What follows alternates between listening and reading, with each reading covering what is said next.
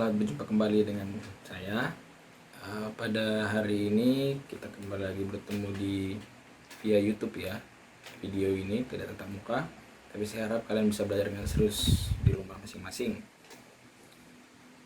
Oke, pada hal ini kita akan lanjut di materi selanjutnya, yaitu sabda bahagia. Nah, sebenarnya bahagia itu apa sih menurut kalian? Coba nanti kalian tuliskan di komentar itu, bahagia menurut kalian itu apa? Bagaimana? Nah, definisi bahagia sebenarnya itu pemenuhan dari semua keinginan hati kita. Tapi kebahagiaan itu sering bergeser terus-menerus. Manusia atau saya, kalian, dan semua orang menginginkan sesuatu yang lebih lagi.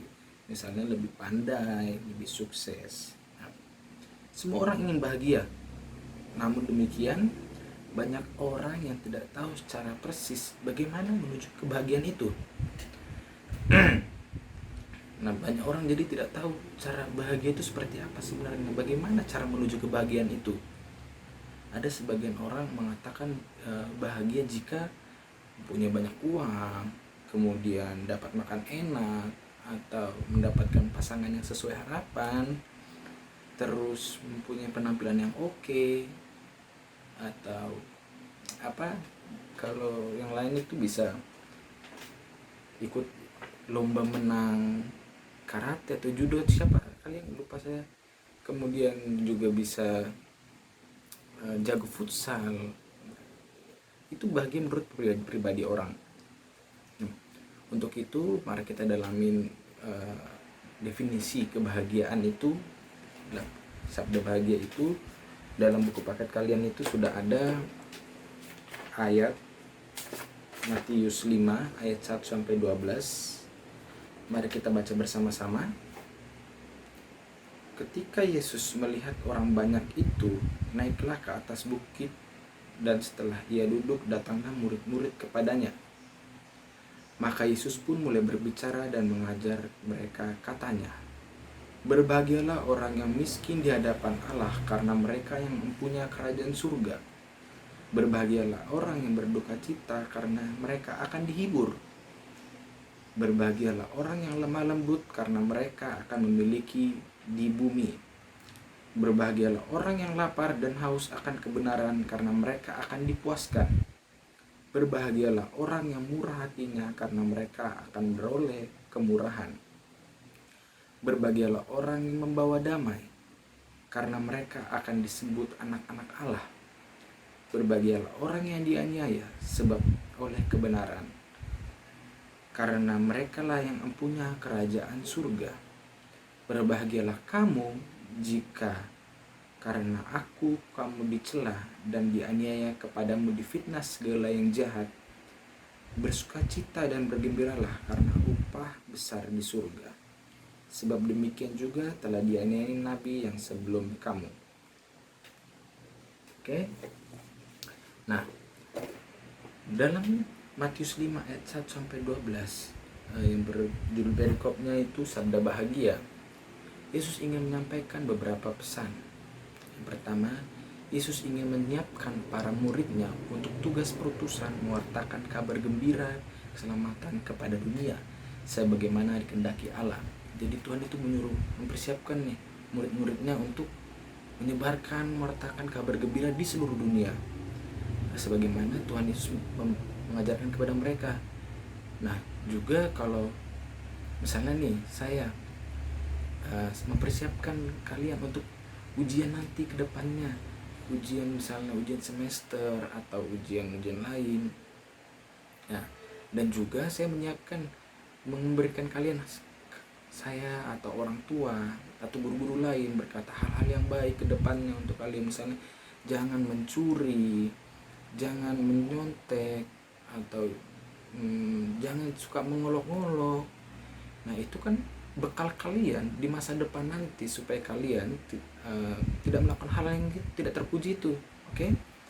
Kemudian yang kedua, Yesus ingin menyampaikan sabda bahagia yang punya nilai ekatologis. Nilai-nilai dalam sabda bahagia merupakan tuntunan atau prasyarat bagi semua orang yang ingin masuk dalam kerajaan surga. Jadi sabda bahagia ini adalah syarat bagi semua orang yang ingin masuk dalam kerajaan surga. Jadi kalian juga harus menerapkan sabda bahagia ini. Nanti dibaca lagi sabda bahagia itu apa aja. Kemudian yang ketiga, alasan ketiga Yesus ingin mengungkapkan sesuatu. Sabda bahagia merupakan hukum baru untuk menggantikan hukum lama. Dalam hukum lama, relasi antar manusia dan antar manusia Allah didasarkan pada kewajiban yang dilaksanakan tanpa cinta kasih, diganti dengan hukum baru yaitu hukum cinta kasih. Oke. Nah, kemudian nih, apa sih pengertian 8 sabda bahagia itu? Mari kita satu persatu ya. Yang pertama, miskin di hadapan Allah. Maksudnya itu bukan miskin materi, nggak punya uang atau yang lainnya.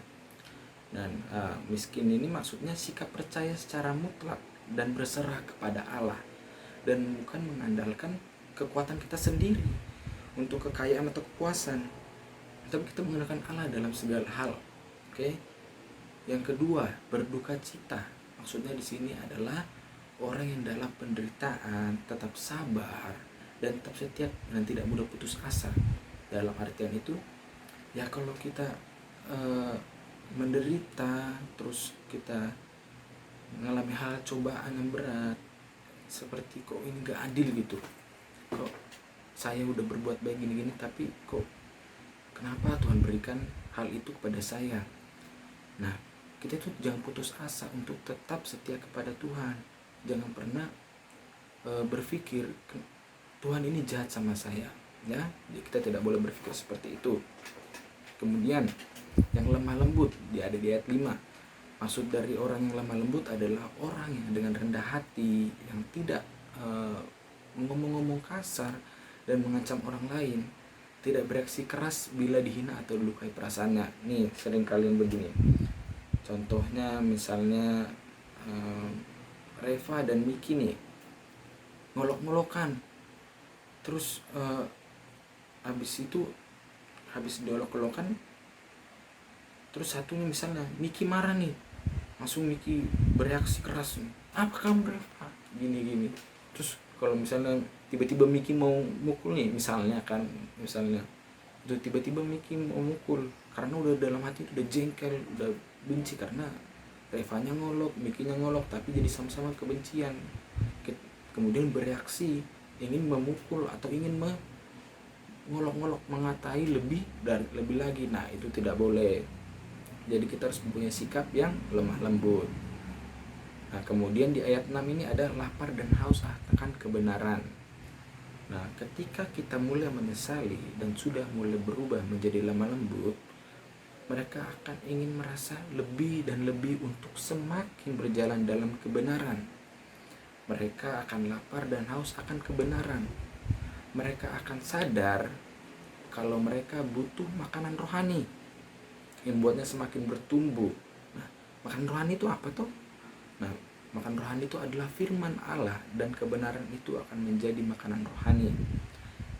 Sehingga lapar dan haus mereka akan dipuaskan lewat firman Allah demi terwujudnya kerajaan Allah. Kemudian di ayat 7, murah hati. Maksudnya adalah bahwa orang yang murah hati adalah orang yang mau mengampuni sebagaimana Allah juga murah hati dan senantiasa mau mengampuni kita. Nah, maksudnya murah hati ini apa nih? Mengampuni, murah hati. Nah, berarti kalau ada orang yang bersalah kepada kita digangguin atau diolokin, nah kita mau memaafkan mereka, mau tidak dendam, tidak jengkel lagi kepada orang yang telah mencela kita itu, ya. Jadi kita harus saling memaafkan satu dengan yang lain dan bersikap murah hati terhadap sesama.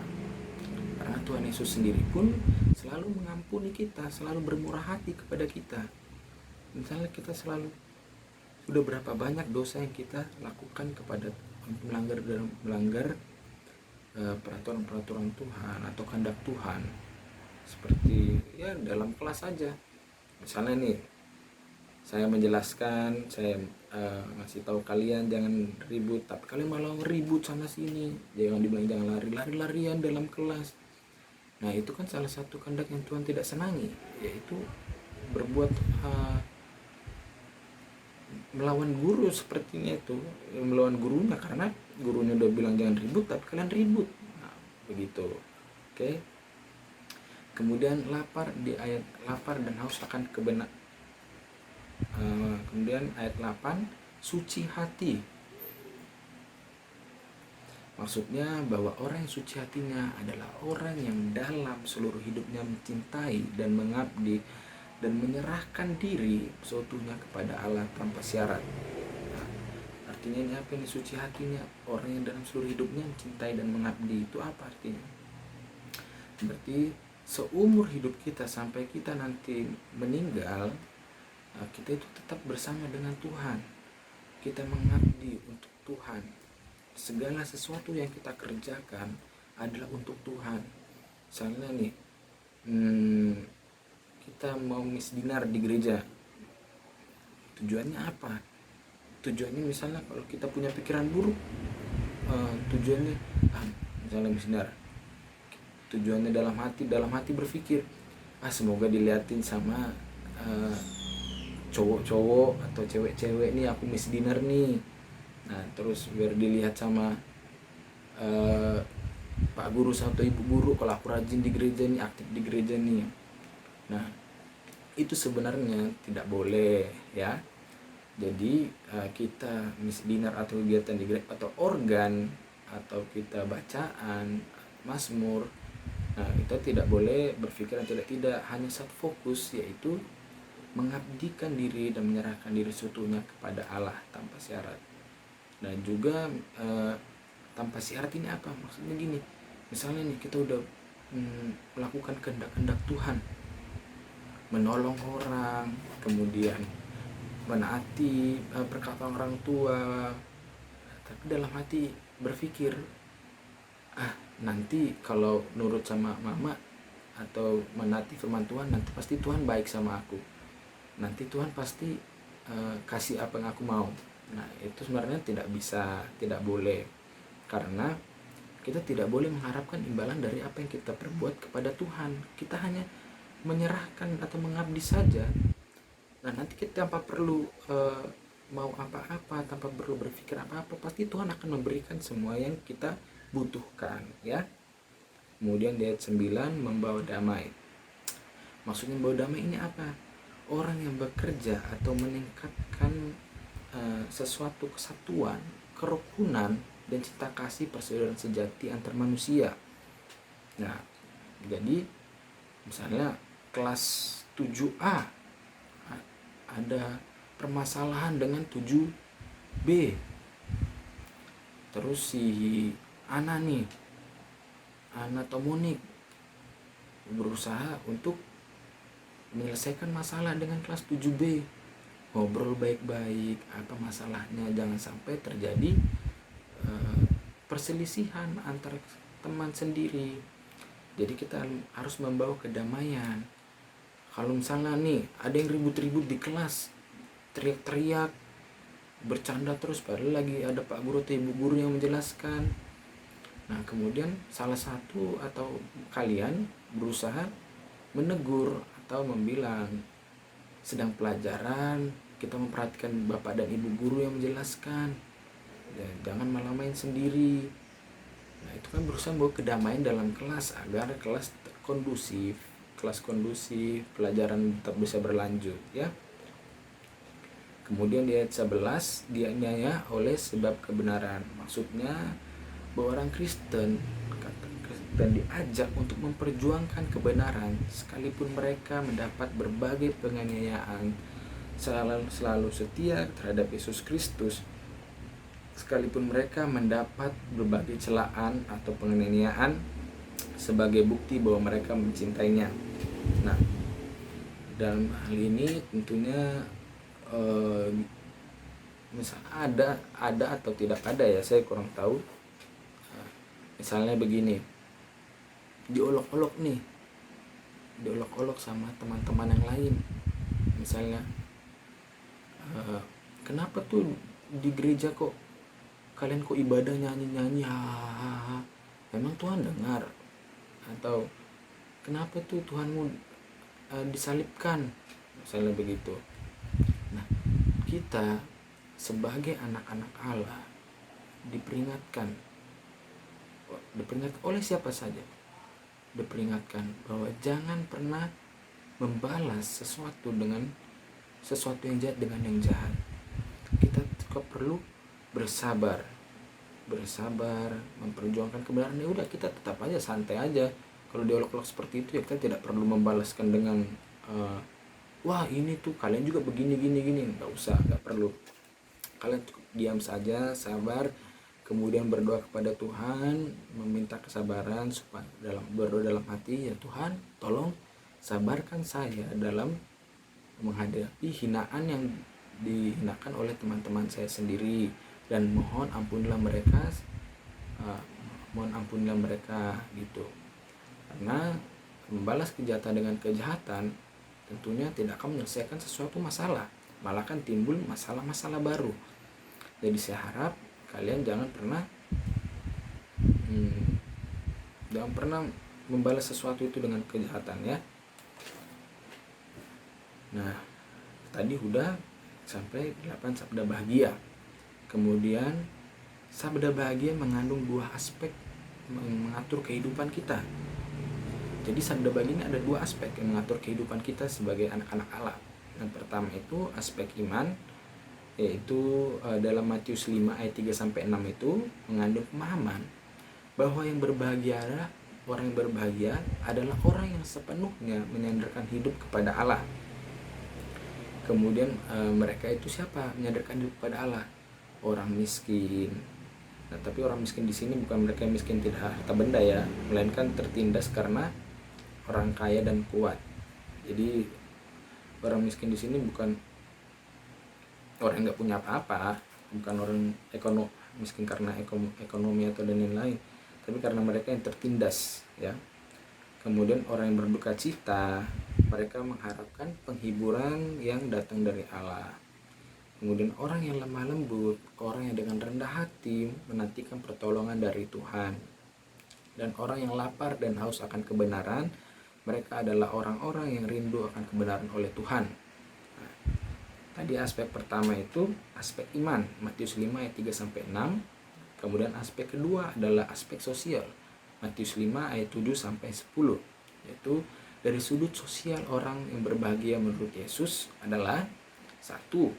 Orang yang murah hati, artinya orang yang gemar berbuat kasih kepada sesamanya. Nah, jadi ini orang yang bergemar berbuat kasih kepada sesamanya itu termasuk dalam aspek sosial kita ya. Gemar berbuat kasih kepada sesama. Ingat, berbuat kasih terhadap sesama, jangan suka ngolok-ngolok di kelas ya. Itu kalau kalian di kelas tuh kalian sering banget olok-olokan, jadinya kelahi ya. Kemudian orang yang suci hatinya, orang yang sadar dirinya sebagai warga kerajaan Allah dan siap melakukan kehendaknya. Ya, kita sebagai anak-anak Tuhan tentunya siap melakukan apa yang Tuhan kehendaki untuk kita. Kita kan sebagai anak-anak Tuhan ya, orang tua menyuruh kita, misalnya ayo belikan dulu ke pasar, gitulah istilah gampangnya. Belikan ke pasar, belikan ke warung dulu cabai mama. Kita sebagai anaknya mama pasti harus menurut sama orang tua kan. Begitupun juga dengan Allah. Kita juga anak-anak Tuhan, kita wajib menuruti kehendak apa yang Tuhan berikan. Dari berbuat kasih ini, orang yang suci hatinya. Kemudian yang ketiga, orang yang membawa damai, orang yang menciptakan suasana damai dalam masyarakat, yang tadi sudah Bapak bahas. Kemudian orang yang dianiaya akan kebenaran, artinya orang yang berjuang demi tegaknya kebenaran ya. Nah, pembelajaran kita pada hari ini udah selesai. Saya harapkan beberapa poin-poin yang ada di dalam yang saya beritahu tadi bisa dicatat dalam catatan agama kalian ya. Kan kalau di video ini bisa diulang-ulang begitu. Kalian download biar tidak memakan kuota, kemudian diulang-ulang apa yang saya bahas, kalian catat-catat di buku ya. Nah, tugas buat kalian adalah membuat refleksi ya, dikumpulkan hari Senin depan. Oke, batas pengumpulan Senin depan. Tugasnya yang ada di refleksi di buku ada ya, tugas refleksi itu kan ada beberapa pertanyaan, itu jangan dijawab satu persatu, tetapi digabungkan pertanyaannya menjadi sebuah kalimat-kalimat yang menyatu ya. Itu jangan dijawab satu persatu, tapi digabungkan semua kalimatnya. Oke? Oke, Bapak harap kalian tetap di rumah aja, jangan keliuran atau ngumpul-ngumpul sama teman-teman ya, tetap jaga kesehatan. Semoga kita dapat bertemu kembali dengan cepat. Terima kasih. Sampai jumpa kembali.